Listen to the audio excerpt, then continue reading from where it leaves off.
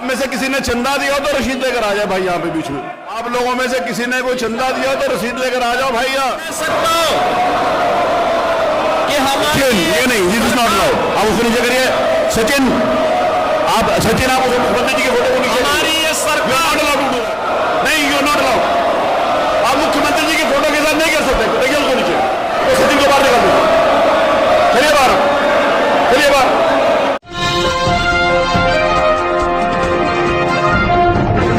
साथियों नमस्कार, मैं हूं नीरज पटेल और आप देख रहे हैं नेशनल जनमत।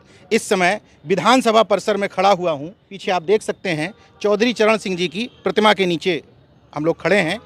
पहला दिन बेहद हंगामे भरा रहा। समाजवादी पार्टी की तरफ से कुछ ऐसी नारेबाजी हुई, अभी आप ही बताएंगे, कि असहज हो गए मुख्यमंत्री जी और विधानसभा अध्यक्ष को खुद समाजवादी पार्टी के एक विधायक सचिन यादव जी को निष्कासित करना पड़ा। पीछे वो धरने पर बैठे हुए हैं। समाजवादी पार्टी की तरफ से विधानसभा में उप मुख्य सचेतक डॉक्टर आर.के. वर्मा जी मेरे साथ में हैं। तीसरी बार आप विधायक हैं, इसलिए मैं ये बात बता रहा हूं क्योंकि आप सदन की कार्रवाई लगातार देखते रहते हैं। आज सदन में ऐसा क्या हुआ कि हंगामा हुआ, एक विधायक को निष्कासित करना पड़ा और कार्रवाई को बीच में रोक देना पड़ा? क्या वजह थी? देखिए, आज जो विधानसभा कार्य संचालन नियमावली है उसके तहत समाजवादी पार्टी की तरफ से हम लोगों ने 3 नोटिस सरकार को दिया था। एक राम मंदिर में चढ़ावा चोरी का प्रकरण था। दूसरा मेरे द्वारा स्वतः नोटिस दी गई थी सरकार को कि पूरे उत्तर प्रदेश में किसानों को खाद नहीं मिल रही है। और तीसरा जर्जर विद्युत व्यवस्था पर था। हम लोगों ने यही बात कही कि सबसे पहले आप चर्चा करा लो। हमने जो नोटिस दिया है, नोटिस का संज्ञान लेकर के, चूँकि वो नियम के अंतर्गत है, जो कार्य संचालन नियमावली है उसके नियम के अंतर्गत है, आप स्वीकार करके चर्चा करा लो। सरकार अड़ी थी, नहीं पहले मुख्यमंत्री जी का भाषण करेंगे। तो हमने कहा पहले जनहित पर चर्चा होनी चाहिए। उत्तर प्रदेश की जो जन समस्याएं हैं उन समस्याओं पर चर्चा हुए बगैर हम मुख्यमंत्री जी का भाषण क्यों सुने? बिल्कुल। तो सरकार इस पर तैयार नहीं थी, तो हम लोग बेल में गए। बेल में जाने के बाद जो हुआ वो बहुत अलग तरह का था। जो सरकार थी, सरकार सुनने को नहीं तैयार थी। सरकार अपना गवर्नमेंट बिजनेस को शुरू कर दिया, एजेंडा अपना पढ़ना शुरू कर दिया।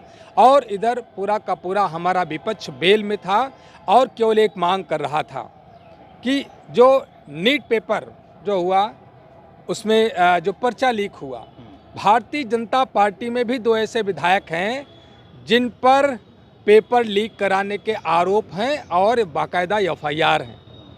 मामले का खुलासा करने के लिए और मुख्यमंत्री जी के उस बयान को कोट किया गया कि जिसमें मुख्यमंत्री जी ने स्वयं कहा था कि मैं एसआईटी बना रहा हूं, 15 दिन के भीतर दूध का दूध, पानी का पानी कर देंगे। वही पोस्टर सचिन यादव जी दिखा रहे थे कि मुख्यमंत्री जी दूध का दूध, पानी का पानी करने के लिए 15 दिन का समय लिया था। इस पर चर्चा क्यों नहीं करा रहे हो?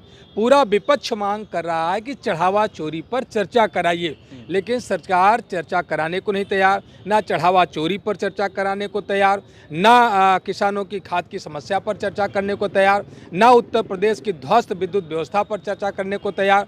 तो सवाल यही किया जा रहा था कि जब ये भारतीय जनता पार्टी जो सदियों तक मर्यादा पुरुषोत्तम श्री राम का नाम लेकर के घड़ियाली आंसू बहाने का काम किया और राम के नाम पर सत्ता में आई और सत्ता में आने के बाद वो रामधन चोरी कराने का काम किया, तो पूरा देश इस बात को पूछ रहा है कि राम के नाम पर आने वाली सत्ता में जो सरकार है, जब रामधन को नहीं बचा सकती है, रामधन की सुरक्षा नहीं कर सकती और चढ़ावे की सुरक्षा नहीं कर सकती, तो देश के सरहद की सुरक्षा कैसे करेगी? देश की बहन बेटियों की इज्जत आबरू की सुरक्षा कैसे करेगी? छात्रों का जो पर्चा लीक हुआ, जो पेपर लीक हुआ, उसकी सुरक्षा कैसे करेगी?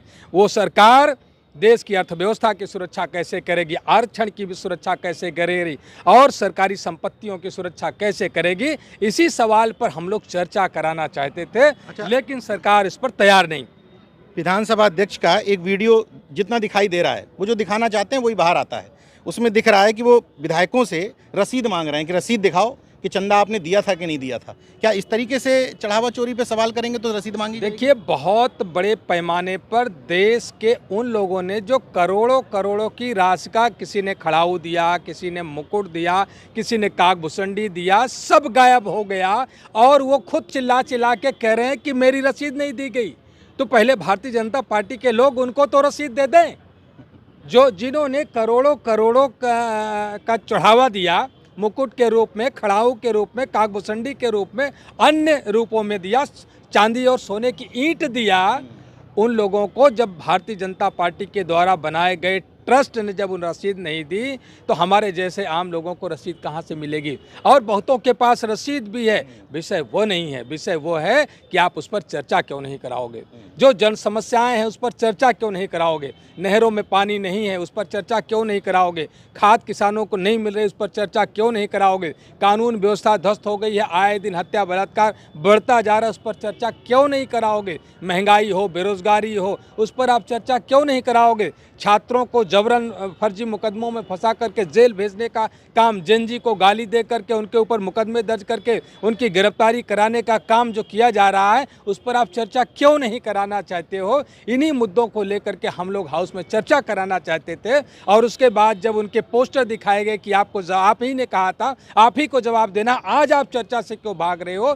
तो आपने जो कुछ हुआ सदन के भीतर, जो बेल में जो हो रहा था, सरकार ने पूरी उसकी ब्रॉडकास्टिंग रोकने का काम किया। आप पूरी कार्रवाई देखेंगे 15 दिन केवल माननीय अध्यक्ष जी की तस्वीर को दिखाने का काम किया और बेल को नहीं दिखाया। ब्रॉडकास्टिंग भले ही रुक गई, लेकिन मेरे कुछ पत्रकार साथी थे अंदर, वो बता रहे थे कि योगी जी की तस्वीर दिखा रहे थे और चोर चोर चिल्ला रहे थे। ये क्या मामला? अरे भाई, यही हम चोर ही को तो तलाश कर रहे हैं।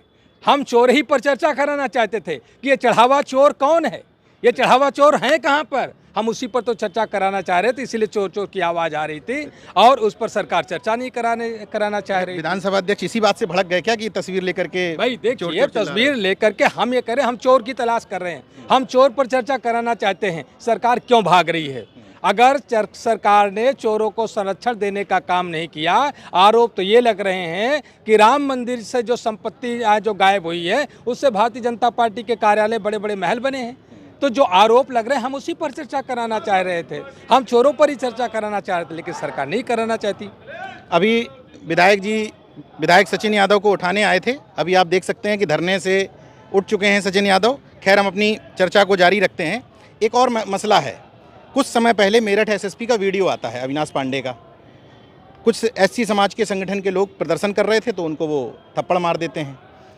आज एक और वीडियो मेरठ से आया, कावड़िए मेरठ पुलिस वालों को दौड़ा रहे हैं, पीट रहे हैं। अविनाश पांडे एसएसपी बयान भी दे रहे हैं कि हाँ, हमारा कांस्टेबल पीटा गया, लेकिन भाषा नरम पड़ जा रही है। तो ये दोहरा मापदंड क्यों है? एक तरफ योगी जी कहते हैं हम सड़क पर किसी धर्म के लोगों को आने नहीं देंगे, और एक तरफ सड़क पे तांडव हो रहा है। ये कैसी छूट है? बड़े दुख के साथ कहना पड़ रहा है कि अब संविधान की न गरिमा बची है, न संविधान की महिमा बची है। और जिस तरीके से एक एसएसपी ने बयान दिया, और घुस करके जब कोई व्यक्ति पुलिस की हिरासत में हो जाता है तो वह सुरक्षित होता है, उस पर हाथ उठाने का अधिकार भारत का संविधान नहीं देता किसी को। जब आपने हिरासत में ले लिया, जो दलित समुदाय के जो युवक थे उनको हिरासत में लेने के बाद जो अंदर घुस करके जो अविनाश पांडे जो एसएसपी था, जिसने पिटाई किया, आज पूरा देश देखा, लेकिन न्यायपालिका ने उस पर कार्रवाई क्यों नहीं करी? ये बहुत बड़ा सवाल खड़ा होता है। और जिसका परिणाम है कि आज बड़े पैमाने पर लोग, ये योगी सरकार को चुनौती है, जो लोग आज कानून को हाथ लेकर के सड़कों पर तांडव कर रहे हैं, जो आप नजीरे दे रहे हैं, यह योगी सरकार की विफलता है। और निश्चित रूप से यह प्रदेश इनके हाथों से बर्बाद हो रहा है, योगी जी के हाथों से बर्बाद हो रहा है। कानून व्यवस्था नाम की कोई चीज़ नहीं रही, नियम कानून की कोई बात ही नहीं रह गई है। भ्रष्टाचार चरम पर है, भ्रष्टाचारियों को संरक्षण देने का काम किया जा रहा है। पूरे देश में आप देख रहे होंगे, कितना भी बड़ा भ्रष्टाचारी हो, अपराधी हो, कितना भी बड़ा घोटाला किया हो, भारतीय जनता पार्टी में चला गया तो उसकी सारी ईडी सीबीआई सारी जाँचें खत्म कर दी जाती हैं। एक महत्वपूर्ण सवाल, पूरा जेएनजी जो था वो उबाल पे था, शिक्षा मंत्री के इस्तीफा भर लेने से क्या युवाओं का गुस्सा शांत हो जाएगा या विधानसभा चुनाव तक असर रहेगा उसका? देखिए, वह एक तात्कालिक सामयिक घटना थी, लेकिन जो आक्रोश पूरे देश के युवाओं में है, उसका खामियाजा भारतीय जनता पार्टी की सरकार को भुगतना पड़ेगा। केवल धर्मेंद्र प्रधान के इस्तीफे से कोई व्यवस्था नहीं बदली है, वहाँ पर उनसे भी बेकार आदमी जा कर के बैठ गया है, जिसको कोई अनुभव नहीं रहा है। तो निश्चित रूप से व्यवस्था नहीं बदली है, व्यवस्था और ख़राब होगी। और चाहे वो जेएनजी का गुस्सा हो या और अन्य छात्रों का गुस्सा हो, नौजवानों का गुस्सा हो, किसानों का गुस्सा हो, ये गुस्सा अब कम नहीं होने वाला है, क्योंकि भारतीय जनता पार्टी की सरकार हर मोर्चे पर फेल है। चाहे किसान का विषय हो, चाहे छात्रों का विषय हो, नौजवानों का विषय हो, रोजगार का विषय हो, महंगाई का विषय हो, हर विषय पर सरकार पूरी तरीके से फेल है। इसलिए यह गुस्सा कम होने वाला नहीं है। यह गुस्सा जब भारतीय जनता पार्टी की सरकार को मिटा करके नई सरकार बनाएगा तभी कम होगा। कल सदन में क्या रहेगा समाजवादी पार्टी का? देखिए, हमारी तरफ से आज फिर से जो आज नोटिसों पर सरकार ने चर्चा नहीं कराई, आज हमने फिर से किसानों को खाद नहीं मिल रही है। हमने इस बात को कई बार बताया कि सरकार सरकारी फोरम पर झूठ बोलने का काम करती है कि खाद पर्याप्त मात्रा में है, स्टॉक की कोई कमी नहीं है। लेकिन सच ये है कि आप लोकसभा का रिकॉर्ड निकाल लो, वहाँ पर जब ये बात आई थी कि देश की डिमांड जो डीएपी खाद बनाई जाती है वो फास्फेट रॉक से बनाई जाती है, और फास्फेट रॉक 90% लगभग जो है वो मोरक्को, जॉर्डन और मिस्र से आता है, हमारे यहाँ नहीं होता। सरकार को 13.5 million metric ton phosphate rock को आयात करना चाहिए था, और सरकार ने करीब 10 मिलियन मीट्रिक टन के आसपास आयात किया। तो आप समझ सकते हैं कि जो कमी है, कमी की वजह से सरकार का उत्पादन नहीं हो रहा। लेकिन सरकार बार बार झूठ बोलती है। किसानों को खाद इसीलिए नहीं मिल रही है।